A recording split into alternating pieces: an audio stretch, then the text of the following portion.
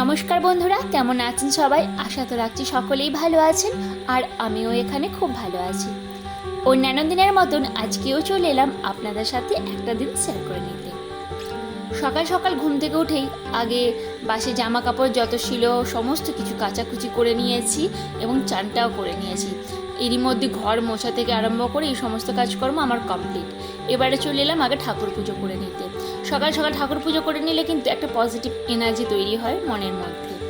এই যে আজকে রান্না বান্না করব, সজনে শাক সেদ্ধ করব, তার সাথে করব আলু দিয়ে মটর ডালের আগের দিনে ডাল ভিজিয়েছিলাম সেটা দিয়ে একটা ঝাল ঝাল মতন করব, রসা রসা মতন। আর এখানে আলু ভাজি, করলা ভাজি করছি। করলাটা আগেই ভেজে নিচ্ছি। আর আমাদের গৃহিণীদের যে সমস্ত কাজকর্মই করি না কেন, সবথেকে মাস্ট যে কাজটা সেটা হলো রান্নাবান্না করা।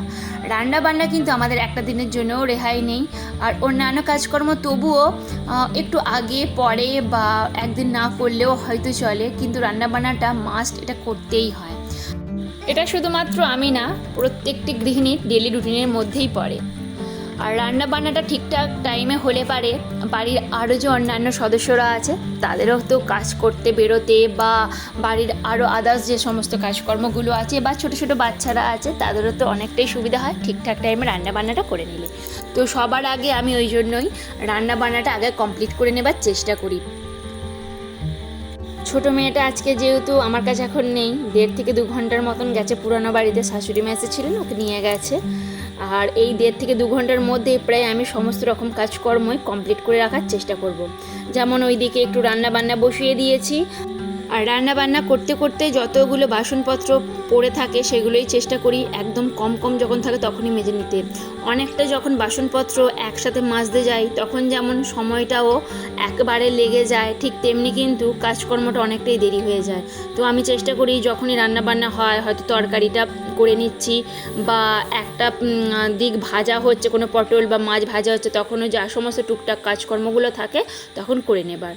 এখানে এই যে সজনে শাকটা ধুয়ে নিচ্ছি খুব ভালো করে, তারপরে জলে একটু ভিজিয়ে রাখবো, কারণ পোকামাকড় থেকে থাকতেই পারে আর আমরা খালি চোখে হয়তো দেখতে পাবো না। এবারে চলে আসি মেয়েটার রান্নাবান্নায়। এখানে দেখুন আগে থেকেই আমি মসুর ডাল এবং মুগের ডাল ভিজিয়ে রেখেছি। এবার ভালো করে এটা ধুয়ে নেব। আর সবজির মধ্যে নিয়েছি গাজর, বিম কড়াই আর কুমড়ো, এর সাথে আলু অ্যাড করে নেব। প্রতিদিনই চেষ্টা করি ডালটা আমি মিনিমাম আধ ঘন্টা আগে ভিজিয়ে রাখতে, তাহলে যেমন খুব তাড়াতাড়ি সেদ্ধ হয়ে যায়। আর এই ডালটা কিন্তু আমি এইভাবে দেখুন ছাঁকুনির মাধ্যমে ধুয়ে নিই, তাহলে এর নিচে যদি কোনো রকম ধুলিকণা থেকেও থাকে তাহলে একদম নিচে পড়ে যায়। আর বাটিতে করে বারবার ধুলেও যে সমস্ত একদম সূক্ষ্ম সূক্ষ্ম সেগুলো কিন্তু রয়েই যায়। তো আমি এইভাবেই কিন্তু পরিষ্কার করে রাখি। এখানে সজনে শাক একটু দিয়ে দিলাম, আর তার সাথে 2 রকম যে ডাল ছিল সেটা দিয়ে দিলাম, আর সমস্ত রকম সবজি।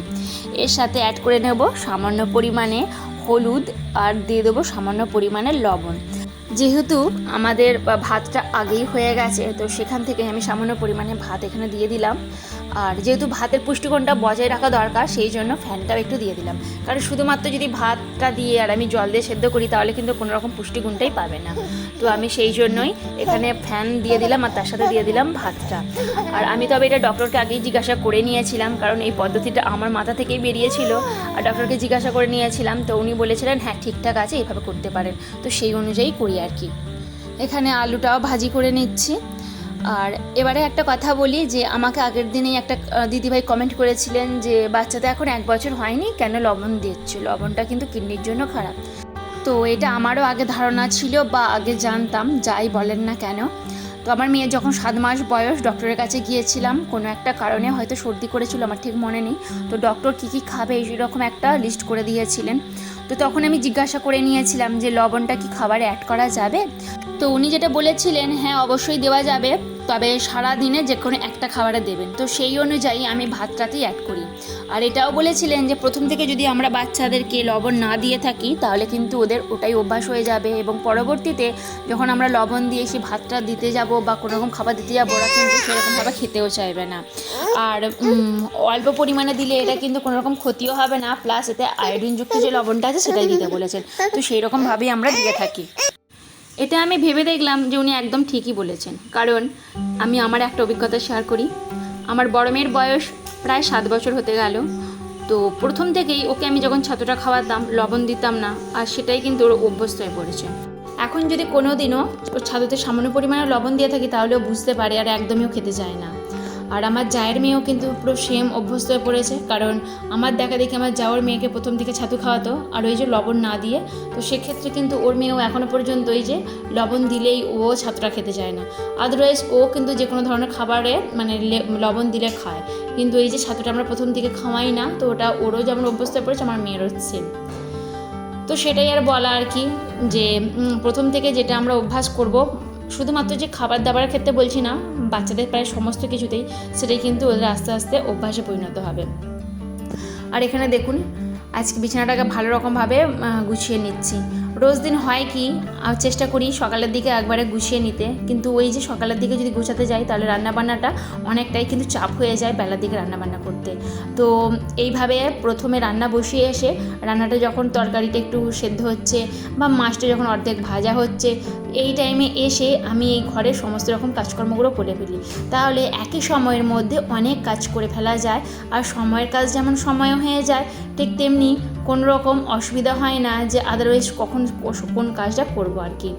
তো এখানে আলমারিটা অনেক দিন হলো ভালো করে মোছা হয়নি, তো আজকে ভাবলাম মেয়েটা যখন নেই এখন এই সময় প্রায় যা কিছু কাজকর্ম আছে প্রত্যেকটা একটু সুন্দরভাবে গুছিয়ে নেবার চেষ্টা করি। এবার ড্রেসিং টেবিলটা একটু পরিষ্কার করে নিই। ও রোজ দিনই যেখানে জিনিস ঠিক সেখানে রাখার চেষ্টা করি, কিন্তু হয় আর কি কখনো বা বড় মেয়েটা খেলনা নিয়ে চলে আসছে, বা কখনো চুড়ি কখনো পুতুল সমস্ত কিছু নিয়ে এসে এখানে রাখছে, তো যেখানে জিনিস সেখানে আমি রাখলেও আবার যেইকে সেই হয়ে যায় প্রায় 1-2 ঘন্টার মধ্যেই। তো রোজ দিনই আমি একটু একটু করে পরিষ্কার করি, আবার যেইকে সেই হয়ে যায় আর কি। ছোটো বাচ্চারা যদি বাড়িতে থাকে এইরকম তো হয়ই। তবুও চেষ্টা করি সারাদিনের পরও যে কোনো একটা টাইমে সমস্ত কিছু ঠিকঠাক করে, মানে যেখানে জিনিস সেই জায়গাতে রাখতে। তো যেখানে জিনিস সেখানে যদি রাখা হয় তাহলে ঘর কিন্তু পরিষ্কার পরিচ্ছন্ন নিট অ্যান্ড ক্লিন লাগে। যতই আলমারি ড্রেসিং টেবিল এই সমস্ত জিনিস থাকুক না কেন, ছোট ছোট এমন জিনিসপত্র যা আমাদের সব সময়ের জন্য হাতের কাছে থাকে, তো এই সমস্ত জিনিস কিন্তু আমরা আলমারিতে বা ড্রেসিং টেবিলের ভেতরে রাখতে পারি না। তাই আমি সবসময় চেষ্টা করি এইরকম একটা ছোট্ট ঝুড়ি রাখতে। তো এইরকম ছোট্ট যদি একটা ঝুড়ি রাখা হয় তাহলে এর মধ্যে সমস্ত রকম যা কিছু দরকার হাতের সামনে সমস্ত কিছু এখানে রাখা যায়। আমি যেমন এই ঘরেতেও একটা এরকম রেখেছি, তেমনি পাশের ঘরে টেবিলেও ঠিক এমনি একটা ছোট এরকম বাস্কেট রেখে দিয়েছি। এটা হলো 2 বছর আগে যখন দুর্গাপুজোর সময় পুরী গিয়েছিলাম তখনের ফটো। অ্যালবামেই পড়েছিল, এই 3-4 দিন হলো এই জায়গাতে নিয়ে এসে রাখা হয়েছে। এই যে আপনাদের সাথে কথা বলতে বলতে আমার ঘরগুলো পরিষ্কার পরিচ্ছন্ন হয়ে গেল, আর ওইদিকে আমার রান্নাবান্নাও মোটামুটি কমপ্লিট হয়ে গেল। এই দেখুন পুরো ঘরটার এটা হলো গুছানোর পর লুকটা। তবে সবসময় যে এইভাবে রাখতে পারি সেটা বলবো না, তবে চেষ্টা করি যতটা পারি আর কি এইভাবে সুন্দর করে গুছিয়ে রাখতে। তবুও প্রত্যেকেই তো আমরা চাই যে ঘর বাড়ি সমস্ত কিছু সব থেকে বেডরুমটা সুন্দরভাবে গুছিয়ে রাখতে। এই যে ফটোটা এখন বড় মেয়েটা দেখে আর বলে, মা তুমি যে বাবা আর তুমি আমাকে নিয়ে ফটো উঠেছো, 2 দিন পরে তো বোন কাঁদবে যে দিদিকে নিয়ে ফটো উঠেছো, আমাকে নিয়ে ফটো উঠলে না। কথাটা কিন্তু খারাপ বলেনি, ওকে বললাম পরবর্তীতে যখন আমরা পুরীতে যাব তখন আমরা 4 জনে একটা ফটো উঠবো। আর এখানে দেখুন কভার দিয়ে রেখেছি সোফাটাতে, কারণ সোফাটাতে সবসময় কিছু না কিছু জিনিসপত্র রাখাই হোক। আর ছোটো বড় মেয়েটা তো সবসময়ের জন্য এখানে কিছু না কিছু পুতুল আরে নিয়ে আসে, আর ও ওখান দিয়ে পা দিয়ে উপরে উঠবে নামবে এই সমস্ত কিছু করতে থাকে আর কি। তাই আর কি সবসময়ের জন্য এখানে একটা না একটা কভার দিয়েই রাখি। বেড কভারগুলোই একটু এই দিক ওই দিক করে গুছিয়ে গাছিয়ে রাখি। বেড কভারগুলো মাঝে মধ্যে চেঞ্জ করে দিই, তাহলে লুকটাও পরিবর্তন হয়ে যায় আর কি। এইদিকে আপনাদের সাথে কথা বলতে বলতে আমার রান্না বান্নাও কমপ্লিট হয়ে গেল। আর 2-4টে যে মটর ডালের বড়া করেছিলাম তার মধ্যে 2-4টে রেখে দিয়ে এটা দিয়ে একটু টক মতন করে নিলাম তেঁতুল দিয়ে। আর এদিকে তরকারিটাও হয়ে গেছে। আমার তো রান্না বান্না কমপ্লিট হয়েই গেল। আর রান্না বান্নার ফুল মেনু আপনাদের সাথে শেয়ার করে নিলাম। নিরামিষ দিনে কিন্তু অনেক পদ রান্না করতে হয়, তা না হলে একটু মাছ, কখনো আলু সেদ্ধ বা কোনো রকম একটু ভর্তা এই সমস্ত কিছু করলেই কিন্তু খাওয়া দাওয়া হয়ে যায়। কিন্তু নিরামিষের দিনেই কত রকমের যে রান্না বান্না ভাজা ভুজি করতে হয় তার কোনো ঠিক নেই। এই যে এখানে সাজিয়ে নিচ্ছি আলু ভাজা, করলা ভাজা, আর এখানে একটু সজনা শাক দিয়ে দিলাম। যদিও সজনা শাক আমার হাজব্যান্ড খেতে চায় না, তবুও আর কি পাতে দিয়ে রাখলাম, যা কিছু রান্না হোক খাক বা না খাক দিয়ে রাখি। আর এখানে এই যে নিয়ে নিলাম মুগের ডাল, মটর ডালের বড়া দিয়ে টক, আর মটর ডালের বড়া দিয়ে আলু দিয়ে একটা রসা করলাম। এরই মধ্যে ছোটো মেয়েটা চলে এসেছে, এবার ওকে খাইয়ে ঘুম পাড়িয়ে দেবো। এরপর আবারও বিকাল থেকে ভিডিওটি কন্টিনিউ করব। এখানে কি হচ্ছে? তুমি ওখান থেকে আসবে না? হ্যাঁ, ও সব সময়ের জন্য এই জানালায় উঠে চুপ করে বসে থাকবে। মাঝে মধ্যে জানালার সামনে এই জায়গাগুলোতে গরু বাঁধা থাকে, তো মাঝে মধ্যে এখানে পাখিও আসে, আর ও ঠিক এই জায়গাটাতে এসে চুপ করে এইভাবে বসে থাকবে। কি হ্যাঁ কি অবস্থা দেখুন না একবার, এর ওপরে চুপটি করে শুয়ে আছে। পুরোটা ভালো করে দেখাতাম, কিন্তু এখন প্যান্ট পরে নেই, তাই আর কি পুরো অংশটা দেখাতে পারলাম না। ওই দেখি শোনা, দেখি দেখি, দুষ্টু চাউনিটা দেখছেন কেমন দুষ্টুমির। এই দেখুন পায়রা উড়ে যাচ্ছে, ওইগুলো দেখছে। যখন একদম এখানে সেই সমস্ত কিছু চাষ হবে না, আর তখন এই জায়গাগুলো রোয়া হয়, আর এই টাইমটাতে মানে খুব পরিমাণে পাখি আরে আসে, তখন তো মানে একদম বলার মতো নয়, ও ঠিক এখানে উঠে বসে থাকে। আমি যতবার ওকে এইভাবে জানালা খুলে দেবো ততবার জানালা দিয়ে দেবে, আবার আমি যদি জানালা দিয়ে দিই তাহলে ও খুলে দেবে। এটাই হলো ওর খেলা। আর বিছানায় তুললেই তো ও চলে আসবে এই জানালার সামনে। বড় মেয়েটা এখনও পর্যন্ত ঘুমাচ্ছে। তো আজকে সারাটা দিন আপনাদের সাথে শেয়ার করলো। অবশ্যই কিন্তু কমেন্টে জানাতে ভুলবেন না কেমন লাগলো। নতুন বন্ধু হলে সাবস্ক্রাইব করে পাশে থাকার অনুরোধ রইল। আপনাদের করা একটা লাইক, একটা কমেন্ট আমাকে পরবর্তী ভিডিও বানাতে মোটিভেট করে।